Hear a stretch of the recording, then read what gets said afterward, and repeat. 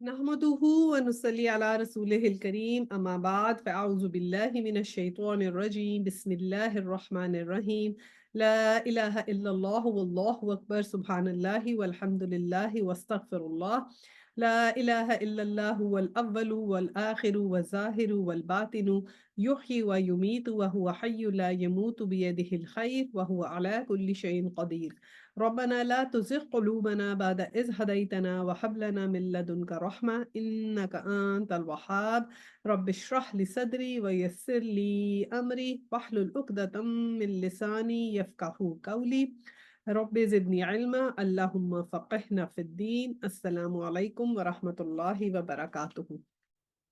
تو جی آج ہماری سورہ اسراء جو ہے وہ سٹارٹ ہونی ہے۔ بہت ہی خوبصورت صورت ہے، تو اس کو شروع کرتے ہیں، اس کی تلاوت سن لیتے ہیں، پھر اس کا انٹروڈکشن شروع کریں گے انشاءاللہ۔ بسم اللہ الرحمن الرحیم سبحان الذي أسرى بعبده ليلا من المسجد الحرام إلى المسجد الأقصى الذي باركنا حوله لنريه من آياتنا إنه هو السميع البصير وآتينا موسى الكتاب وجعلناه هدى لبني إسرائيل ألا تتخذوا من دوني وكيلا ذرية من حملنا مع نوح إنه كان عبدا شكورا۔ اچھا جی پہلے تھوڑا سا سورت کا انٹروڈکشن ہم جو ہے وہ کر لیتے ہیں کہ سورہ اسراء جو ہے اس میں جو مین ٹاپکس ہمارے ڈسکس ہوئے ہیں وہ ہے اللہ کا قانون، اس کے اندر ہدایت، گمراہی، عروج و زوال، اور پھر اس کا جو زمانہ نزول ہے وہ معراج کے موقع پہ جیسے 1290 میں، اور سب ٹاپک جو ہے وہ اس کے اندر فتح مکہ کا ذکر ہے، فتح بیت المقدس کی بشارت ہے، معراج کا واقعہ ہے، پھر بنی اسرائیل کا عروج ہے اور ان کا زوال ہے، اور پھر اس کے اندر جو اور سب ٹاپکس ہیں اس میں کہ اسلامی ریاست یا اس کے معاشرے کے بنیادی جو ہماگی رسول ہیں وہ کیا ہوں گے، قرآن کی اہمیت کا ذکر ہے، ہجرت مدینہ ہے، ابلیس کی چالیں ہیں، اور بنی آدم کا تقدم ہے۔ اور جو اس کا سٹائل ہم دیکھتے ہیں سورہ کا کیا ہے کہ ایسے ہے جیسے ایک سفر ہو، ایک جرنی ہو۔ لاسٹ سورہ سے اس کا ربط ہم دیکھ لیتے ہیں کہ اس وقت تو جو ہے وہ لاسٹ میں اللہ سبحانہ تعالیٰ کا ذکر ہوا تھا، اور اس کا آغاز ہی حضور صلی اللہ علیہ وسلم کے ذکر سے ہوا ہے، اور پھر سورہ نحل کی جو آیا 90 تھی اس کے اندر جیسے سارے رولز آئے تھے کہ کیسے ہمارے بیہیویئرز ہونے چاہیے، تو یہاں پہ ان تمام رولز کی جو ایکسپلینیشن اور تشریح ہے یہاں مل جائے گی۔ اسی طرح سورہ نحل میں ہم نے ہجرت کے متعلق پڑھا تھا، اور یہاں پر ہمیں ہجرت کی دعا ملے گی۔ اچھا جی، اس کے فضائل دیکھ لیتے ہیں۔ صحیح بخاری شریف میں سیدنا عبداللہ بن مسعود رضی اللہ تعالیٰ عنہ سے مروی ہے کہ سورہ اسراء، سورہ کہف اور سورہ مریم سب سے پہلے، سب سے بہتر اور بڑی فضیلت والی ہیں۔ صحیح بخاری 4708 ہے، اور مسند احمد میں ہے کہ سیدہ عائشہ رضی اللہ تعالیٰ عنہ فرماتی ہیں کہ رسول صلی اللہ علیہ وسلم نفلی روزے کبھی اس طرح پہ در پہ لگاتار رکھتے چلے جاتے تھے کہ ہم اپنے دل میں کہتے شاید آپ صلی اللہ علیہ وسلم یہ پورا مہینہ روزوں میں ہی گزار دیں گے، اور کبھی کبھی بالکل نہ رکھتے تھے، یہاں تک کہ ہم سمجھتے تھے کہ شاید آپ صلی اللہ علیہ وسلم اس مہینے روزے رکھیں گے ہی نہیں۔ اور آپ صلی اللہ علیہ وسلم کی عادت مبارک تھی کہ ہر رات سورہ اسراء اور سورہ زمر پڑھا کرتے تھے، تو یہ مسند احمد میں بالکل صحیح حدیث ہے۔ تو سونے سے پہلے اب دیکھیں صلی اللہ علیہ وسلم، ہم نے یہ بھی آتا ہے نا کہ یہ سورہ اسراء اور سورہ زمر کا ذکر آتا ہے، اور اس کے علاوہ ہمیں یہ ذکر آتا ہے کہ سورہ سجدہ اور سورہ ملک بھی آپ پڑھتے تھے۔ تو ابھی دیکھیں سونے سے پہلے بھی آپ کتنا قرآن پڑھتے تھے، ہم لوگ تو بس وہ 3 کل بھی پڑھ رہے ہوتے ہیں، تو 3 کل پڑھ رہے ہیں، چھوٹی چھوٹی جو صورتیں، یا ایک آدھی ہم سورہ ملک پڑھ لیں یا کچھ پڑھ لیں تو وہ بھی لگتا ہے کہ بڑا کام کیا، لیکن آپ ماشاءاللہ کتنا قرآن پڑھتے تھے۔ تو ہمیں بھی کوشش کرنی چاہیے کہ ہم ایٹ لیسٹ ایک سورہ پڑھ لیا کریں ان چاروں میں سے۔ ٹھیک ہے، اچھا جی، اب اس کے اندر پہلی جو اس کی آیا ہے وہ پڑھتے ہیں۔ سبحانہ سے شروع ہوئی، سبحان اللہ زی، تو سبحانہ اللہ سبحانہ تعالیٰ کے نام کا سے شروع ہے کہ پاک ہے وہ جو لے گیا ایک رات اپنے بندے کو مسجد حرام سے دور کی اس مسجد تک جس کے ماحول کو اس نے برکت دی ہے، تاکہ اسے اپنی نشانیوں کا مشاہدہ کرائے۔ حقیقت میں وہی ہے سب کچھ سننے اور دیکھنے والا۔ اچھا، اب اس کے اندر باقاعدہ نام آئے ہیں کہ سبحان الذی اسرا بعبدہ لیلا من المسجد الحرامی الی المسجد الاقصی، دونوں نام آئے ہیں مسجد حرام اور مسجد اقصی کا۔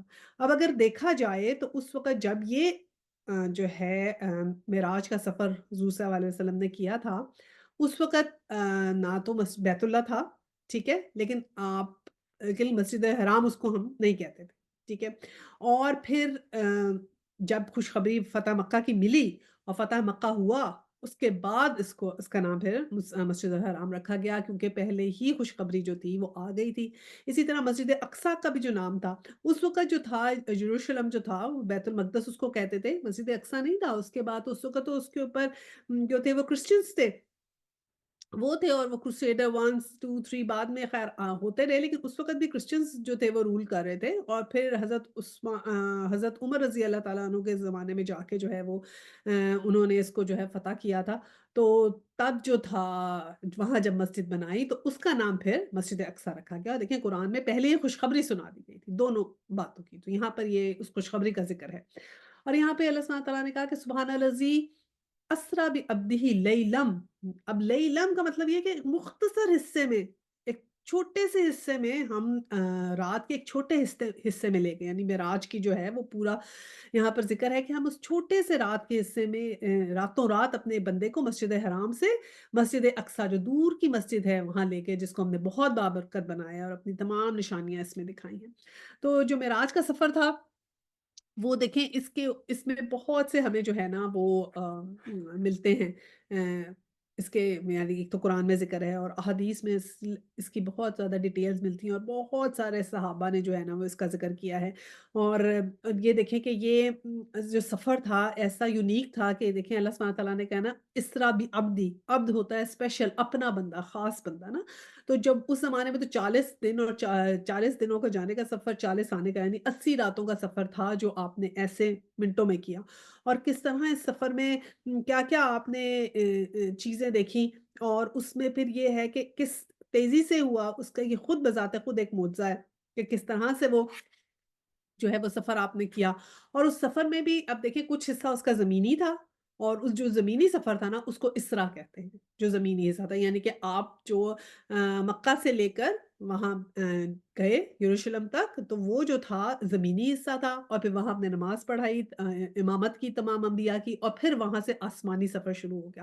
تو جو آسمانی سفر جو ہے اس کو معراج کہتے ہیں، اور پھر یہ جو زمینی ہے اس کو اسرا کہتے ہیں۔ تو اسرا اور معراج کا یہ پورا واقعہ جو ہمیں قرآن میں ملتا ہے، اسراء کا تو یہی یہاں پر مل جاتا ہے، اور معراج کا جو ہے وہ واقعہ وہ ہمیں آگے جا کے قرآن پاک میں ملے گا، ٹھیک ہے؟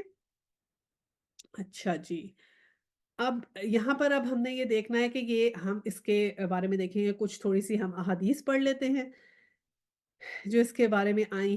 دیکھیں نا یہ کچھ تھوڑا-سا اس کے بارے میں جو ہے یہ اس بات کا بھی یہ کانفلکٹ رہا نا کہ کہنے لگے کہ یہ جسمانی سفر تھا آپ کا یا روحانی سفر تھا، اور بہت سے بیچ میں بحث مباحثہ ہوتا رہا کہ یہ جسمانی سفر نہیں تھا، یہ صرف روحانی سفر تھا۔ تو دیکھیں ہر سائڈ کے بحث مباحثے تو ہوتے ہیں، لیکن ڈاکٹر اسرار جو ہے وہ انہوں نے بھی اس طرح کی بات کی کہ دیکھیں بہت اچھی بات کی، اور یہ کہا کہ دیکھیں اگر روحانی سفر ہوتا، اور یہ بھی انہوں نے کہا کہ آپ نے ایک دفعہ نہیں بہت دفعہ جو ہے وہ معراج کی۔ اب روحانی سفر یہ ہوتا ہے کہ جیسے خواب میں آ گیا، ٹھیک ہے؟ اور خواب میں کیا ہوتا ہے؟ خواب میں تو آپ کو اور ہمیں بھی خواب آ جاتا ہے۔ آپ اور ہم بھی کبھی نہ کبھی خواب میں کہیں کہیں چلے جاتے ہیں، مکہ پہنچ گئے، کہیں دے گئے، کسی مسجد میں چلے گئے، کہیں چلے گئے، اپنے پرانے گھروں میں چلے گئے، ٹھیک ہے؟ ہو جاتا ہے نا، تو پھر اس میں تو کوئی اسپیشل بات نہ ہوئی کہ جس کا ذکر ہے ایسا۔ تو اس لیے یہ زیادہ دلیل ہے اس بات کی کہ جسمانی ہی سفر تھا، کیونکہ جسمانی تھا تو یہ معجزہ تھا نا۔ تو معجزہ تو تبھی ہے کہ جب یہ جسمانی سفر ہو۔ اور پھر اس کے بعد تو اب کتنی چیزیں اس کے اندر آ چکی ہیں نا کہ دیکھیں اس وقت ڈفرینٹ جگہ کا ذکر ہے۔ جب ہم حدیث پڑھتے ہیں تو ایک تو یہ تھا کہ آپ حتیم کے علاقے میں سو رہے تھے، کچھ یہ تھا کہ آپ کسی اور گھر میں سو رہے تھے، تو کچھ لوگ کہتے ہیں 5 نبی میں ہوا، کچھ کہتے ہیں 12 نبی میں ہوا، تو ٹائم پیریڈ ڈفرینٹ ہے، 2 جگہوں کا بھی ذکر ہے۔ تو اس لیے کچھ علماء کہتے ہیں کہ یہ شاید ایک سے زیادہ دفعہ آپ کے ساتھ ہوا۔ بہرحال ہمیں اس بہت زیادہ جو ہے اس کے اندر آتی ہیں، احادیث میں ملتا ہے کہ اس میں کتنی یعنی کہ چیزیں ہیں۔ پہلے تو یہ کہ سفر جب ہوا تو حضرت جبرائیل علیہ السلام خود آپ کے پاس آئے، اور انہوں نے آپ کا جو ہے وہ کیسے دل دھویا، اور ایک دفعہ آپ کے ساتھ یہ دل دھونے والا واقعہ ہوا تھا جب آپ چھوٹے تھے۔ اس وقت آپ جو تھے وہ हलीमा के पास थे और कोई बच्चे आपके पास भागे-भागे आए कि मोहम्मद को कुछ हो गया है, और आप जब वापस मोहम्मद को नहीं, अहमद आपका नाम था उस वक़्त, तो आप भागे-भागे जब आप गईं देखने तो आप बिल्कुल ज़र्द हुए हुए थे। तो उस वक़्त जिब्राइल अलैहिस्सलाम ने आपका दिल खोला था, उसको निकाला, उसको धोया, पाक करके, और उसमें एक काला टुकड़ा था जो शैतान का हिस्सा आपने निकाल के फेंक दिया था, और उनको दोबारा से सही सलामत किया। एक दफ़ा तब हुआ, और एक ये जब मिराज का सफ़र था तो इससे पहले हुआ था।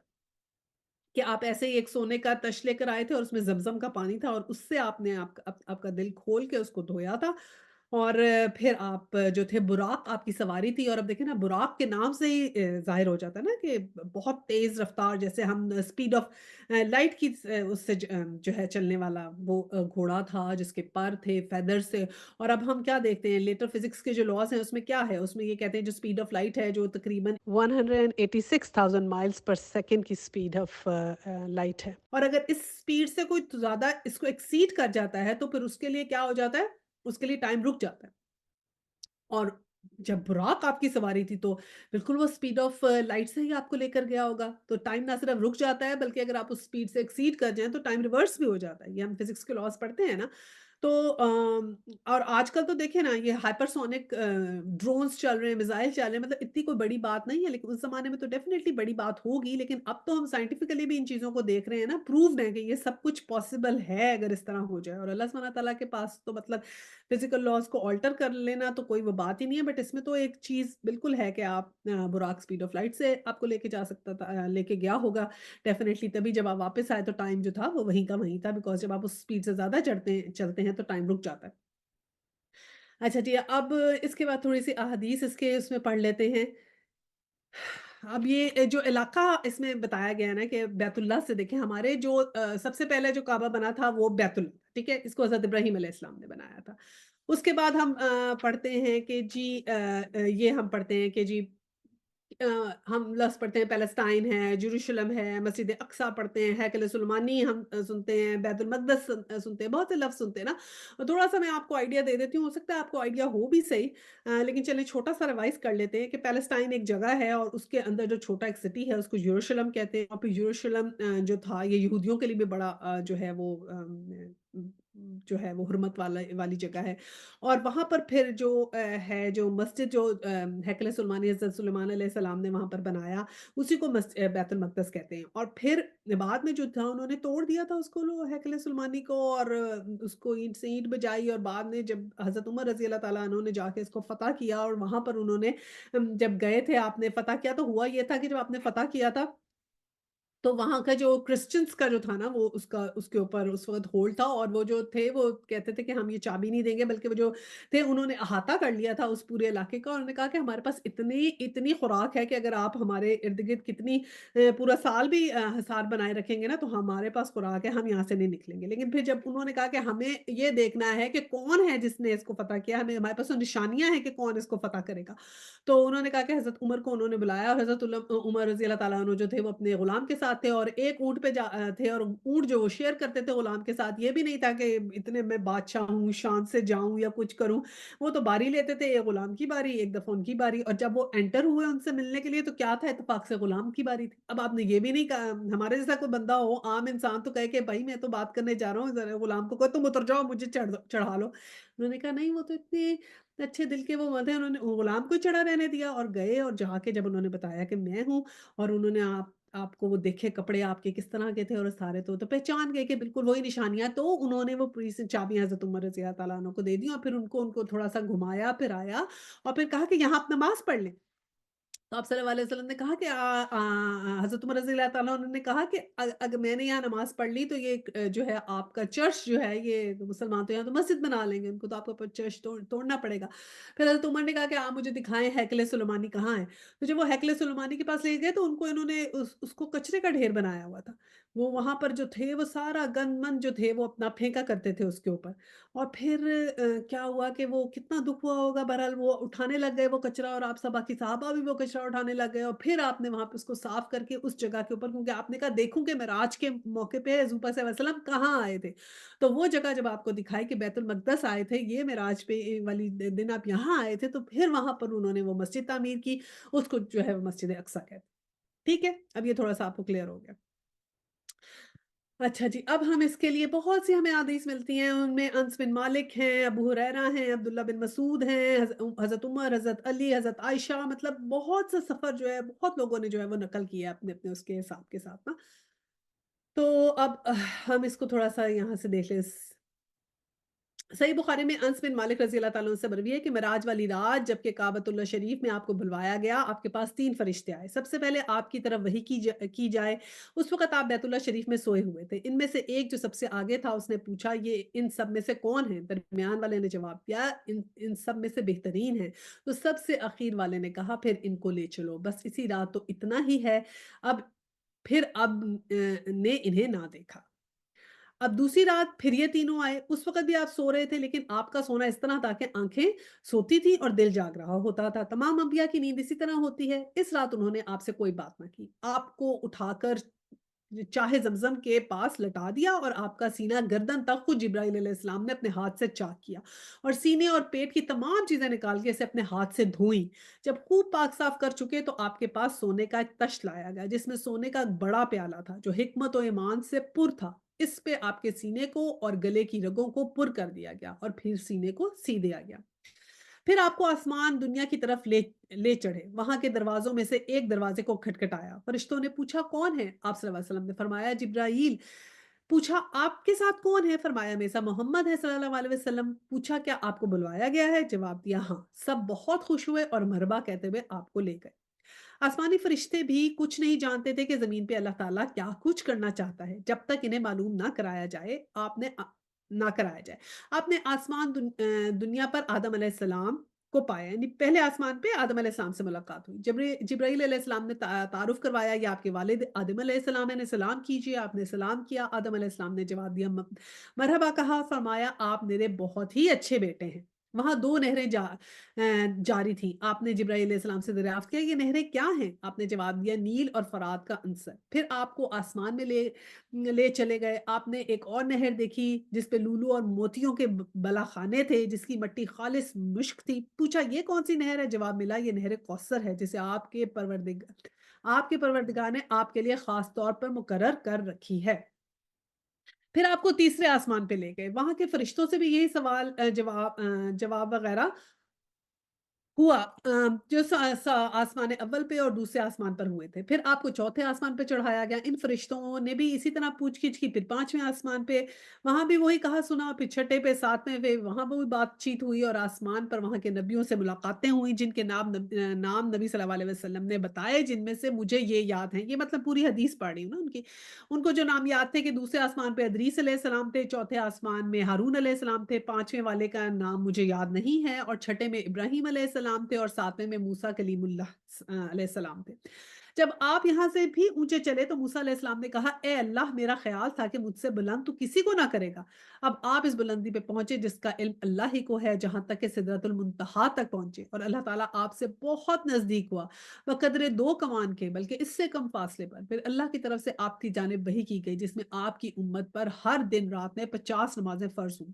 जब आप वहाँ से उतरे तो मूसा अलैहिस्सलाम ने आपको रोका और पूछा, क्या हुक्म मिला? फरमाया, दिन रात में 50 नमाज़ों का। कलीमुल्लाह ने फरमाया, ये आपकी उम्मत की ताकत से बाहर है, आप वापस जाएँ और कमी की तलब कीजिए। आपने जिब्राईल अलैहिस्सलाम की तरफ देखा कि गोया आप इनसे मशवरा ले रहे हैं, तो इनका भी इशारा पाया, मगर आपकी मर्ज़ी ही तो क्या हर्ज है। आप फिर अल्लाह तबारक तआला की तरफ गए और अपनी जगह ठहर कर दुआ की कि ए अल्लाह, हमें तख़फ़ीफ़ अता हो, मेरी उम्मत इसकी ताकत नहीं रखती। बस अल्लाह ताला ने 10 नमाज़ें कम कर दी। फिर आप वापस लौटे। मूसा अलैहिस्सलाम ने आपको फिर रोका और ये सुनकर फरमाया, जाओ और कम कराओ। आप फिर गए, फिर कम हुई, यहाँ तक कि आखिर में 5 रह गई। मूसा अलैहिस्सलाम ने फिर भी फरमाया कि देखो, मैं बनी इसराइल में अपनी उम्र गुजार कर आया हूँ, इन्हें इससे भी कम हुक्म था, लेकिन फिर भी वो बेताकत साबित हुए और इसे छोड़ बैठे। आपकी उम्मत तो इनसे भी ज़ईफ़ है, जिस्म के एतबार से भी और दिल, बदन, आँख, कान के एतबार से भी। आप फिर जाइए और अल्लाह ताला से तख़फ़ीफ़ की तलब कीजिए। आपने फिर हस्ब आदत जिब्राईल अलैहिस्सलाम की तरफ देखा। जिब्राईल अलैहिस्सलाम आपको फिर ऊपर ले गए। आप अल्लाह ताला से अर्ज़ की कि अल्लाह, मेरी उम्मत के जिस्म, दिल, कान, आँखें और बदन कमज़ोर हैं, हमसे और भी तख़फ़ीफ़ की। इस वक़्त अल्लाह ताला ने फरमाया, ए मोहम्मद सल्लल्लाहु अलैहि वसल्लम, आपने जवाब दिया, लब्बैक व सईदका। फरमाया, सुन, मेरी बातें बदलती नहीं हैं, जो मैंने अब मुकर्रर किया है यही मैं उम्मुल किताब में लिख चुका हूँ। ये 5 में पढ़ने के एतबार से और 50 हैं सवाब के एतबार से। جب آپ واپس آئے موسیٰ علیہ السلام نے کہا کہو سوال منظور ہوا، آپ نے فرمایا ہاں کمی ہو گئی، یعنی 5 کا ثواب 50 کا مل گیا، ہر نیکی کا ثواب 10 گنا عطا فرمایا جانے کا وعدہ ہو گیا۔ موسیٰ علیہ السلام نے پھر فرمایا کہ میں بنی اسرائیل کا تجربے کر چکا ہوں، انہوں نے اس سے بھی ہلکے کام کو ترک کر دیا تھا، آپ پھر جائیے اور کمی طلب کیجیے۔ رسول صلی اللہ علیہ وسلم نے جواب دیا کہ اے کلیم اللہ، میں گیا آیا، اب تو مجھے کچھ شرم سی محسوس ہوتی ہے۔ آپ نے فرمایا اچھا پھر تشریف لے جائیے، بسم اللہ کیجیے۔ اب جب آپ جاگے تو آپ مسجد الحرام میں ہی تھے۔ یہ بخاری شریف کی 7517 جو ہے وہ حدیث ہے جو میں نے ساری اس میں پڑھی ہے، اور اس کے علاوہ بھی بہت سی روایات ہیں جو اس میں آتی ہیں، جو جس میں شریک بن عبداللہ بن ابو نمر سے نروی ہیں، حافظ ابو البکر بقی رحمۃ اللہ سے مروی، حضرت سیدنا عائشہ، سیدنا ابو مسعود، سیدنا ابو ہریرہ، مطلب جس کو جو باتیں یاد تھیں وہ اس کے اندر جو ہیں۔ اب جو دوسرا سورہ نجم کے اندر ہمیں ملتا ہے آپ کا آسمانی سفر، اس کے اندر جو یہ ذکر ہے کہ ثم ونا فندلا، یعنی کہ پھر وہ نزدیک ہوا اور اتر آیا، تو اس سے مراد یہ ہے کہ جبرائیل علیہ السلام جنہوں نے ان تینوں بزرگ صحابیوں کا بیان کیا ہے، تو وہ اس آیت کی تفسیر میں ہمیں پھر اس کے آگے سے نظر آئے گا۔ بہرحال مسند احمد میں ہے کہ صلی اللہ علیہ وسلم فرماتے ہیں میرے پاس براق لایا گیا جو گدھے سے اونچا اور خچر سے نیچا تھا، جو ایک ایک قوم اتنی دور رکھتا تھا جتنی دور ایک ایک قدم اتنی دور رکھتا تھا جتنی دور اس کی نگاہ پہنچے۔ میں اس پہ سوار ہوا اور مجھے لے چلا، میں بیت المقدس پہنچا اور اس کنڈے میں اسے باندھ دیا جہاں انبیاء علیہ السلام باندھا کرتے تھے۔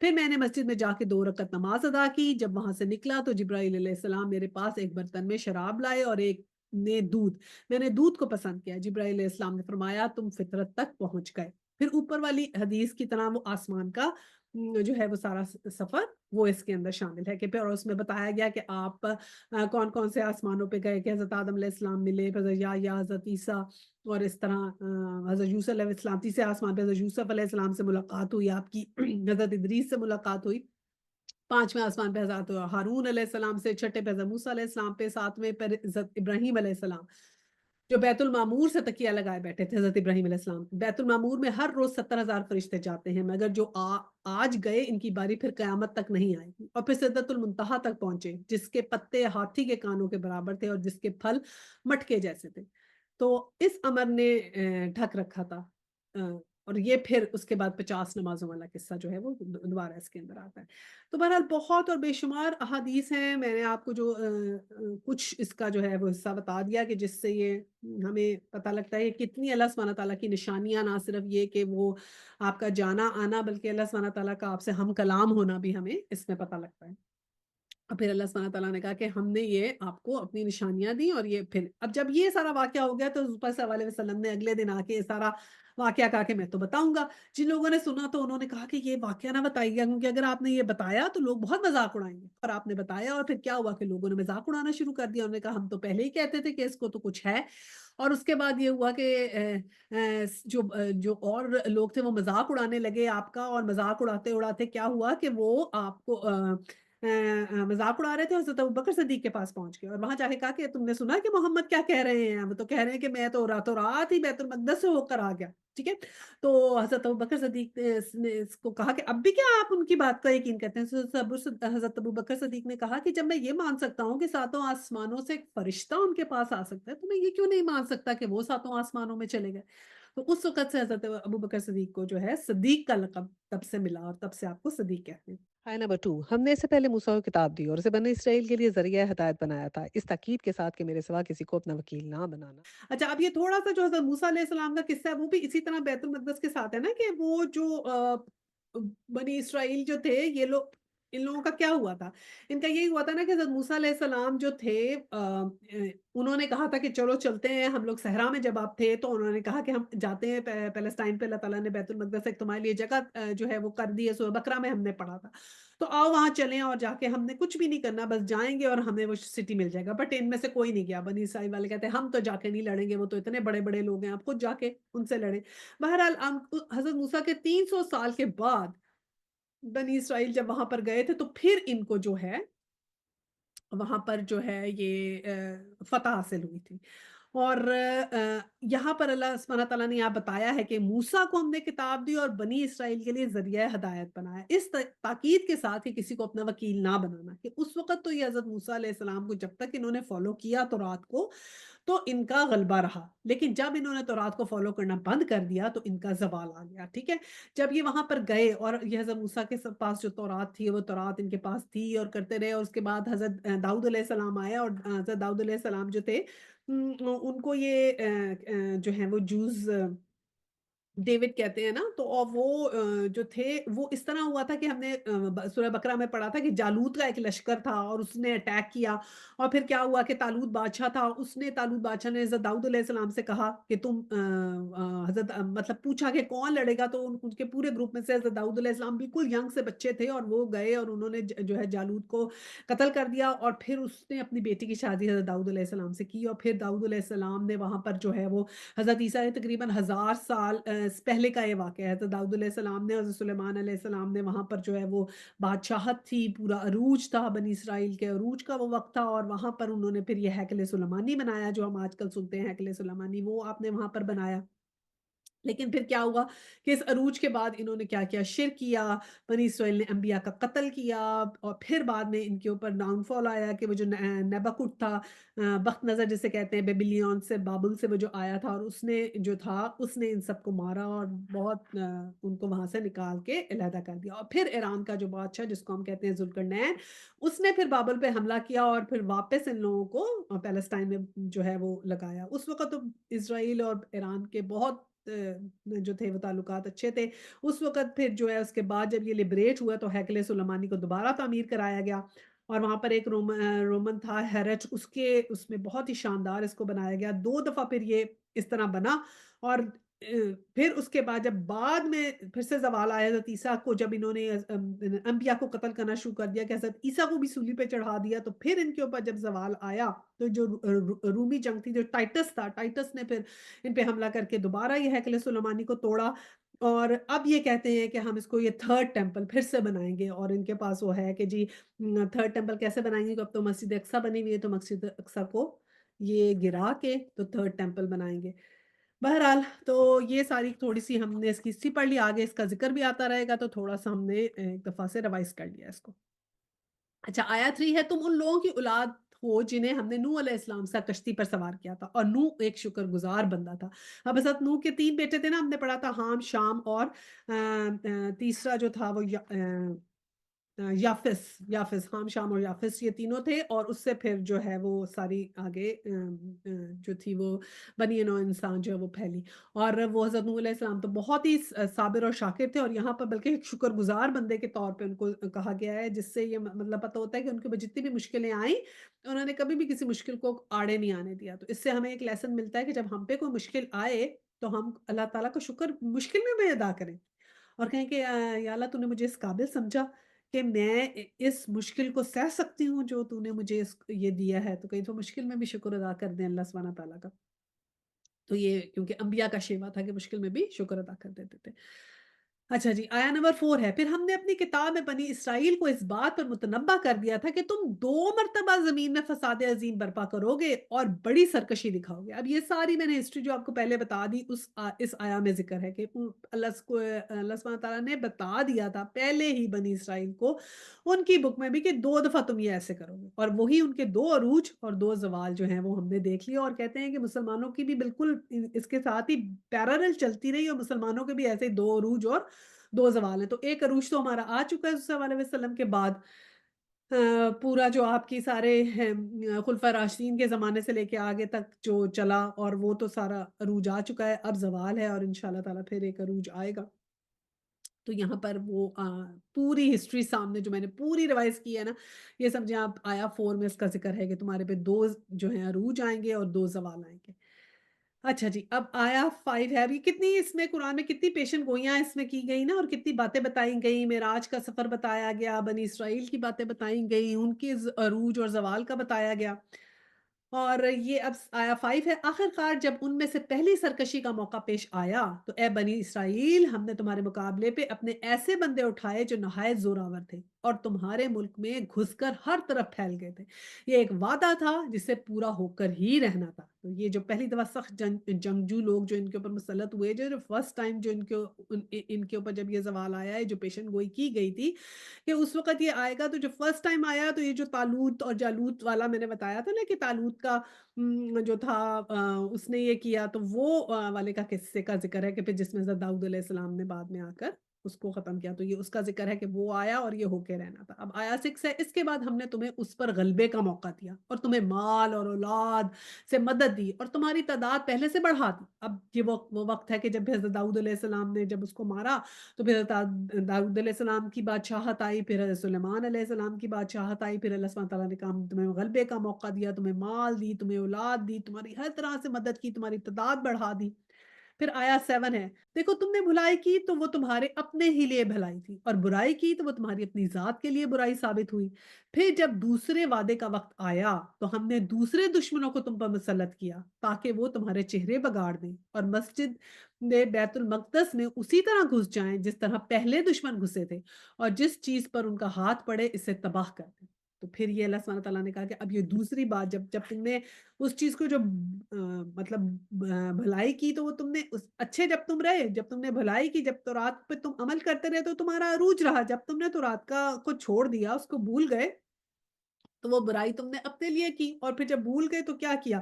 شرک اس میں شامل کر لیا، ہر قسم کی بے حیائی کی، مطلب اس قسم کی ہر قسم کی پھر برائیاں، جو چیزیں اللہ سبحانہ تعالیٰ نے جن سے منع کیا تھا، جتنی مورل ویلیوز تھی جن کو انہوں نے پامال کر دیا اور ان ساری مورل ویلیوز کو چھوڑ دیا، تو پھر وہ اس وقت آیا وہ وقت کہ جب پھر ان کے اوپر دوسرا جو آیا وہ بخت نظر جو نبکت کا ہم ذکر کریں کہ بابل سے بادشاہ آیا اور اس نے آ کے پھر ان کو کیا، اور اس نے اس طرح توڑ دیا تھا ہیکل سلیمانی کہ اینٹ سے اینٹ پہ جا کے بالکل ختم ہی کر دیا۔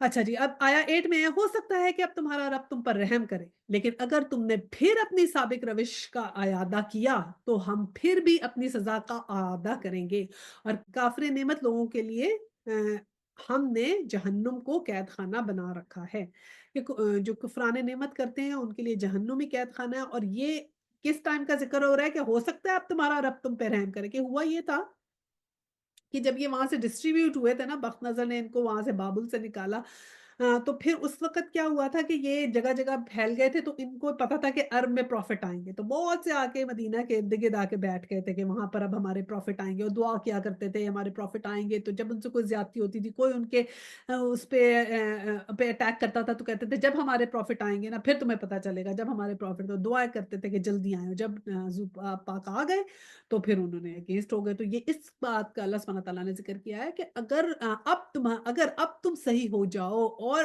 مان لے اب یہ وہ پروفٹ آ گئے ہیں جس کا ہم نے تمہیں بتایا تھا، اور اپنی صحیح روش کا اختیار کر لو تو پھر ہم تم پہ رحم کر لیں گے، پھر ہم تمہیں معاف کر دیں گے۔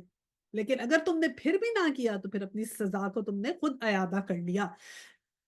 اچھا جی، آیا 9 ہے، حقیقت یہ ہے کہ یہ قرآن وہ راہ دکھاتا ہے جو بالکل سیدھی ہے، اور جو لوگ اسے مان کر بھلے کام کرنے لگیں گے انہیں یہ بشارت دیتا ہے اور ان کے لیے بڑا اجر ہے۔ اور پھر یہی یہاں پر کہا کہ جو بھی جب اللہ سبحانہ تعالیٰ نے ایک قرآن دے دیا کہ یہ سیدھا رستہ ہے، اس طرح چلنا ہے، یہ کام کرنے ہیں، تو پھر جو بھی اس کو مان گیا اس کے لیے بشارت ہے اور بہت بڑا اجر ہے۔ اور تم لوگ بھی مانو، اب اس قرآن کو مان جاؤ اور اب اس نبی کو مانو اور اس پہ عمل کرو تو تمہاری بھی معافی ہے اور تمہارے لیے بھی بشارت ہی بشارت ہے۔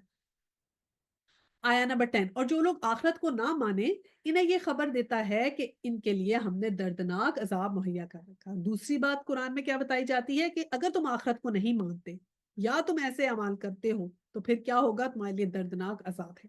آیا 11، انسان شر اس طرح مانگتا ہے جس طرح خیر مانگنی چاہیے، انسان بڑا ہی جلد باز واقع ہوا ہے۔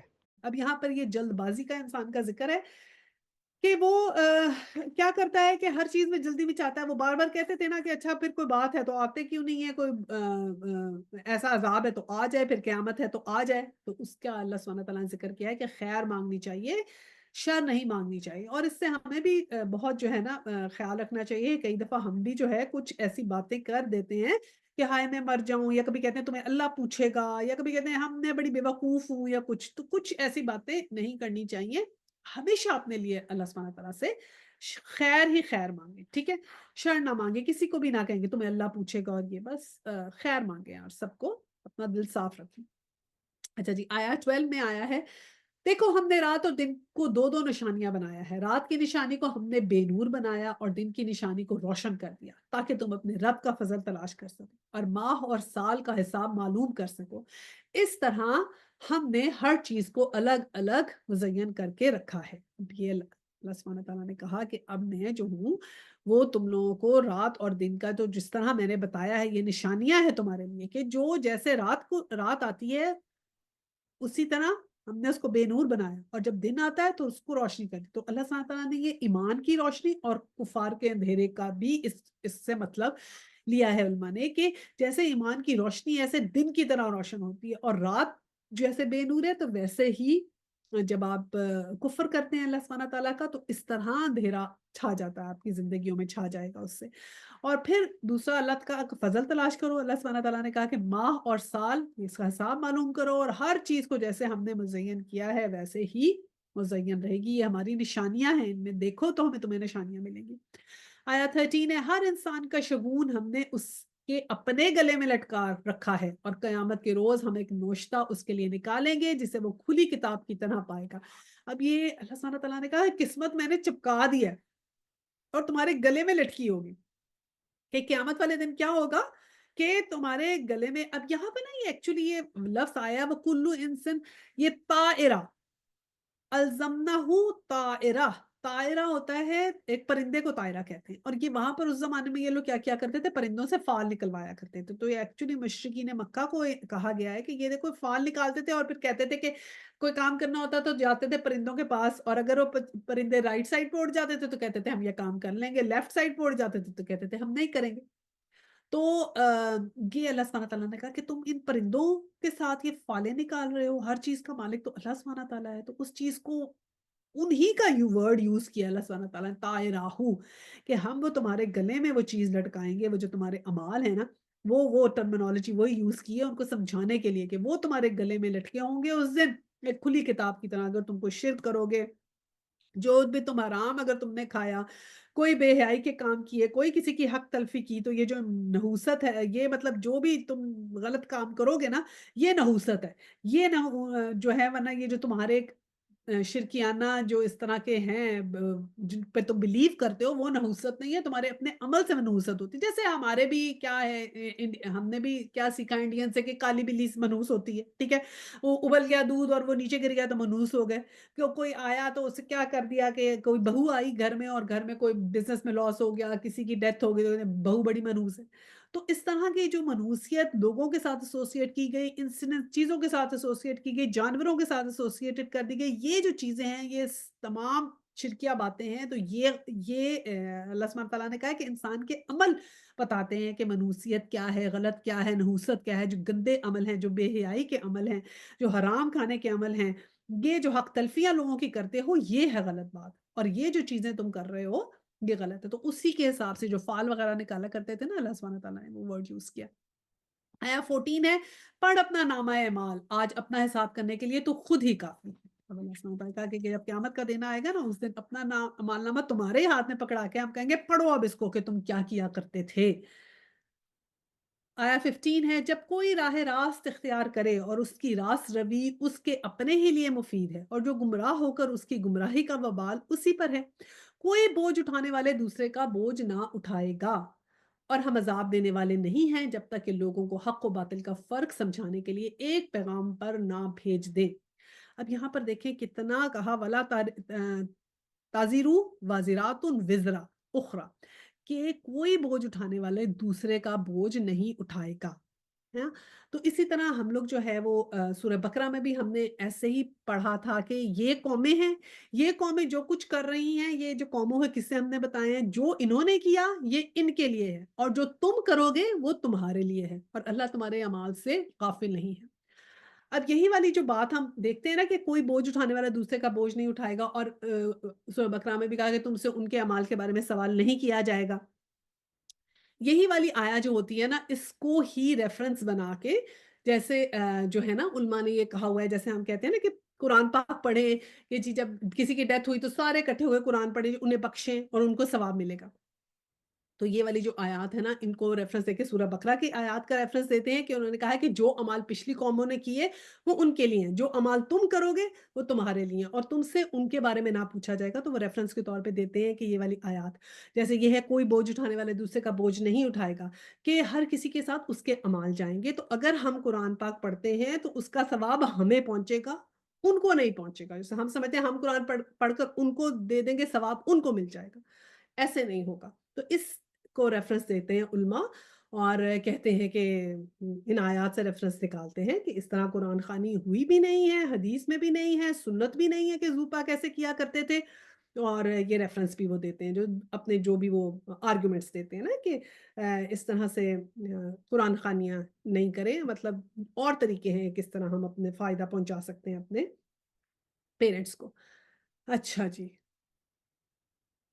اب ہم نے آگے کیا پڑھنا ہے؟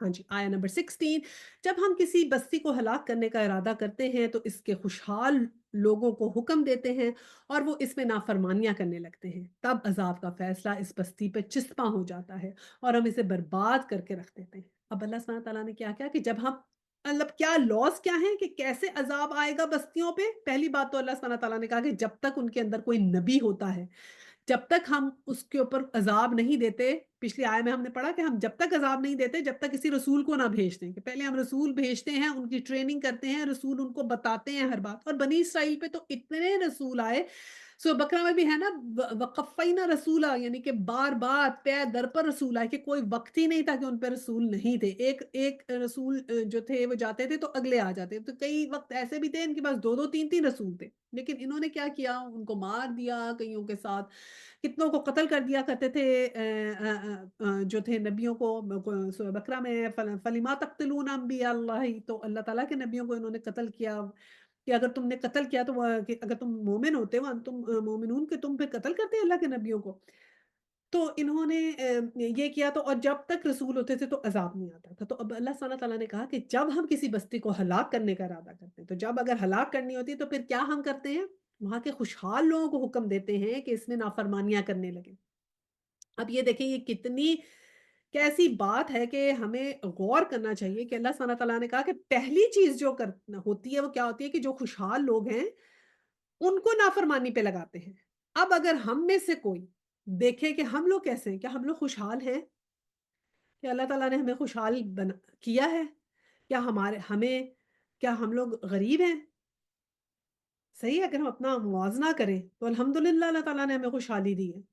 تو پھر اب اللہ سبحانہ تعالیٰ نے کہا کہ جو کیا ہوتا کیا ہے، ایلیٹس کو سب لوگ فالو کرتے ہیں، تو ایلیٹس کو جاتے ہیں۔ اب ایلیٹس ہونے میں کیا ہے کہ آپ کے پاس پیسے زیادہ ہیں، اگر آپ میں سے اللہ تعالیٰ نے کی دی ہوئی نعمتوں میں سے کوئی ایک بھی نعمت ہے، آپ پاس زیادہ پیسہ ہے، آپ کے پاس زیادہ تعلیم ہے، آپ کے پاس زیادہ حسن ہے، آپ کے پاس زیادہ عقل ہے، آپ کے پاس زیادہ پڑھائی ہے، یعنی اللہ کی دی ہوئی بہت سی نعمتوں میں سے کوئی بھی نعمت اگر آپ کے پاس، ان میں سے کوئی ایک بھی نعمت آپ کے پاس ہے نا، تو آپ خوشحال لوگوں میں سے ہیں۔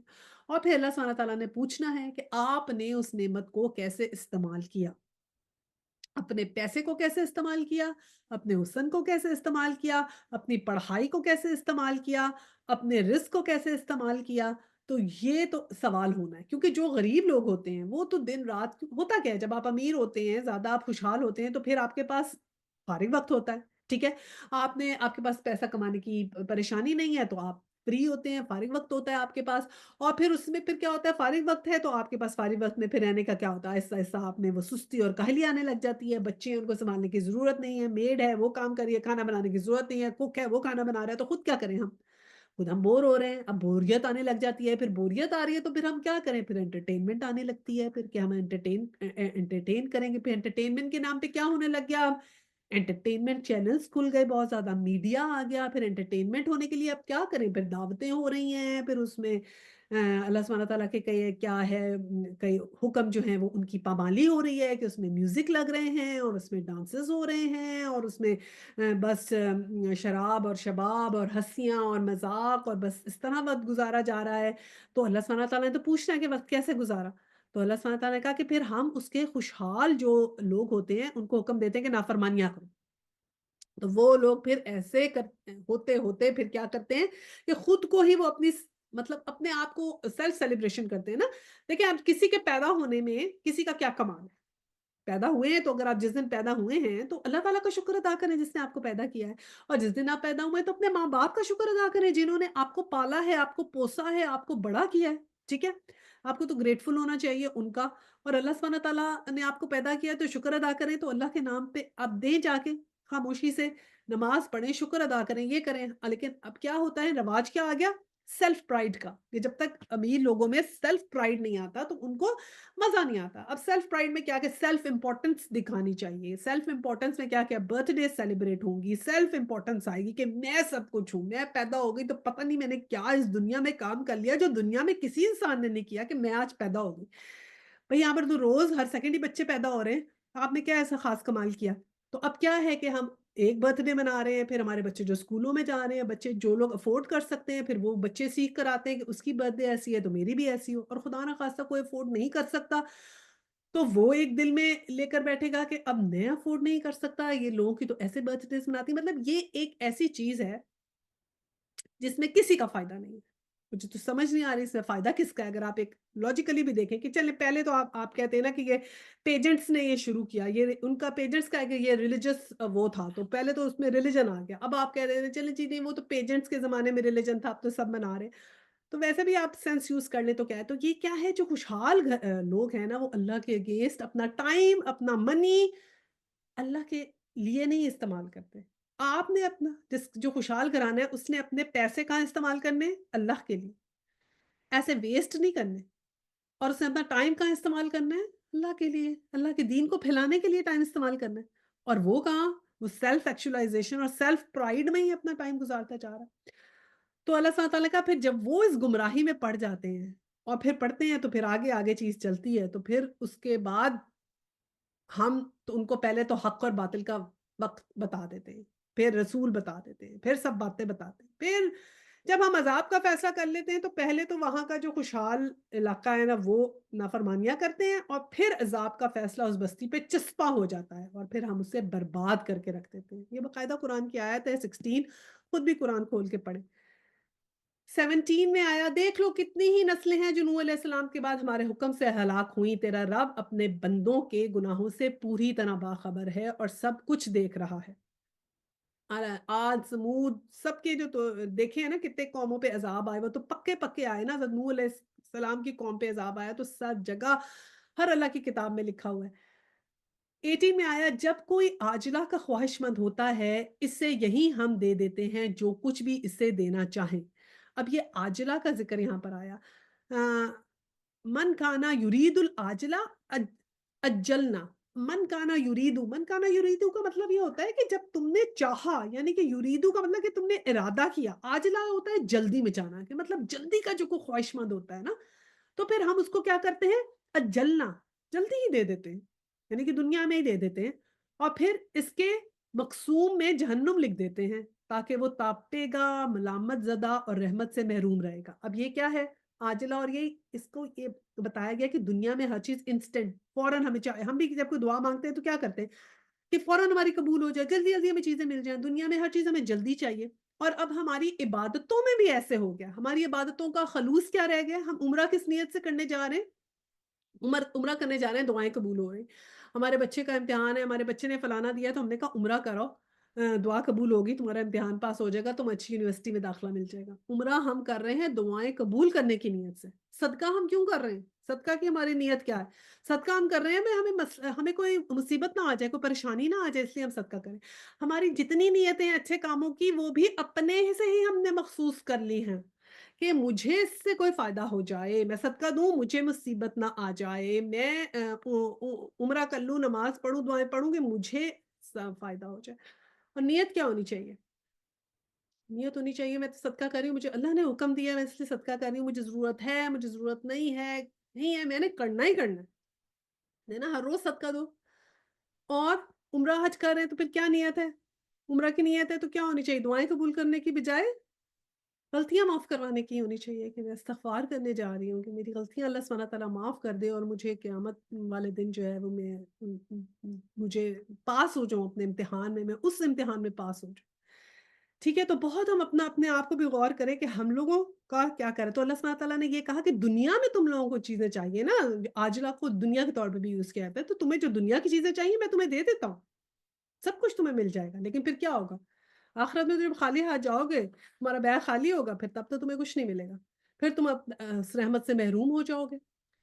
آیا 19 ہے، اور جو آخرت کا خواہش مند ہو اس کے لیے صحیح کرے جیسا کہ صحیح کرنی چاہیے، اور ہو وہ مومن، تو ایسے ہی شخص کی صحیح مشکور ہوگی.